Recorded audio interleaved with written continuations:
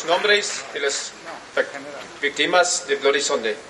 Bernard McGuigan, Gerald Donaghy, Gerald McKinney, Michael McDade, Jackie Duddy, John Johnson, John Young, Kevin McElhinney, Michael McDade, Paddy Doherty, William McKinney, William Nash. Y aquí, bienvenido Ferreira,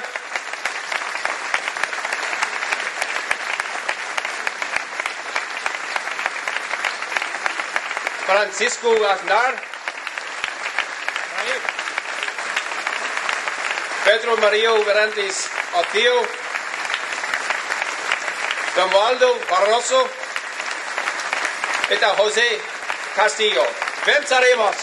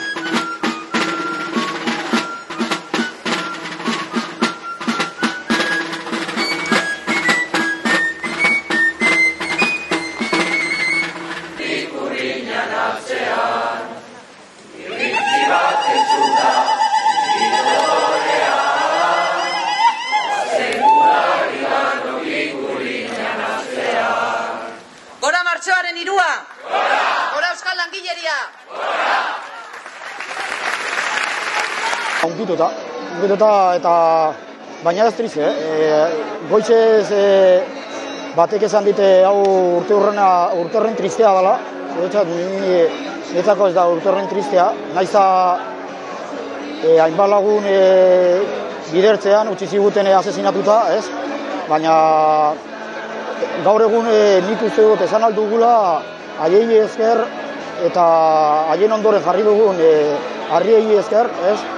Edo eman ditugun pasoei esker, bagozela tenore honean argitzeko zer gertatu zen orduan eta zer gertatu den frankismotik ona asesinatu zuten lehenengo republikanotik Jonan Zaraino, hainbat hilobi eta hainbat ez ezagun eta hainbat ezagertu eta hainbat fusilatu, ez?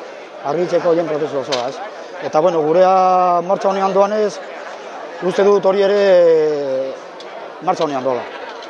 Espainiako gobernua lehenbizi ausardia behar du noski, hauzteko frankismoekin behingoz, ez? Hemen asko aitatzen da demokrazia edo transizioa ez dala ona izan, ez kompleto hau beste, hainbeste horretaz hitz egitea da argi hitz egin behar da, ez? Frankismoarekin hautsi behar du, ausardia behar horretako. Edo bestela berak horren ausardia ez badu, zikera guri usteko hauzen, ez? Guri usteko hauzen, errespetatzeko gure hitza, ez? Hori eskatzen dio. Hori ausardi hori ez badu, zilegi du agian, baina guk ere zilegi dugu gurea plazaratzea, ez?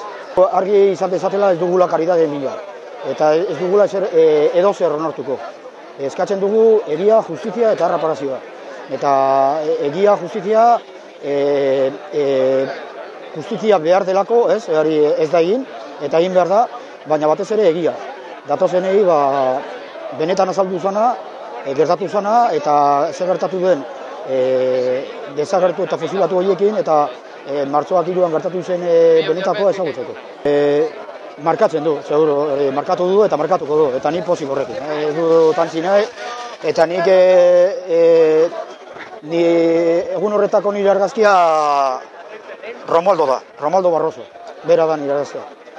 Eta berarekin kartzela izan bakotxean, hortaz oroitu beti horretzen naiz.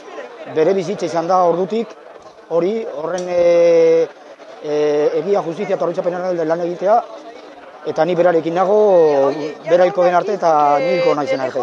Gizon horri esker gaur aizien derra jota, gizon horri esker eratu dela gure martxoak 3ko elkartea, eta bueno, gaur egun gauden tokian, bera moduko presionoi esker, ez? Zarkada handi bat Irlandar herri osoari, baina bereziki ona etorri diren bi lagunei, Antoni eta Toni. Eta beraiek esaten duten bezala, txorti harla, ez? Gure eguna helduko da. Well, there are similarities and there are clearly differences as well. I mean, from my experience of growing up in Derry, I grew up in a police state where the police and the army basically ruled with all the authority they can muster. And my sense of the Basque Country is quite similar to that. Even now in the new millennium, I think here in the Basque Country is a far more oppressive regime of the Spanish state than we have now in Ireland. What we have in Ireland is a largely peaceful society, which we've undergone a transition from violent conflict, police state, to almost the total removal of conflict, and to a more equal political and a more equal political state with justice and with human rights built in. I think here in the Basque Country, that's where the struggle has to be. Now that people have decided that the armed conflict is finally over, I think that has to be welcomed by everyone. But that also then poses a challenge to the Basque freedom movement. It poses a challenge to the Spanish government. It poses a challenge to the Basque government.